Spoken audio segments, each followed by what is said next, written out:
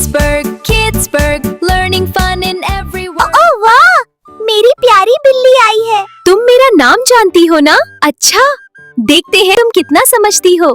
मैं तुम्हें कुछ टास्क देती हूँ, तुम करके दिखाओगी ना? म्याऊ। अच्छा, तो तुम्हारी पहली टास्क, प्यारी कैट इधर आओ और गोल गोल घूमो। वाह, जबरदस्त। प्यारी कैट, एक छोटी सी छलांग लगाओ। हाय मेरी प्यारी कैट कितना अच्छा करती है। प्यारी कैट, अब जरा नाच कर दिखाओ। देखा, मेरी कैट कितनी अच्छी है, हर बात मानती है, समझदार भी है और प्यारी भी। मैं हमेशा तुम्हारे साथ हूँ। मज़ीद अच्छी अच्छी कहानियाँ सुनने के लिए वीडियो को लाइक और चैनल को सब्सक्राइब करें।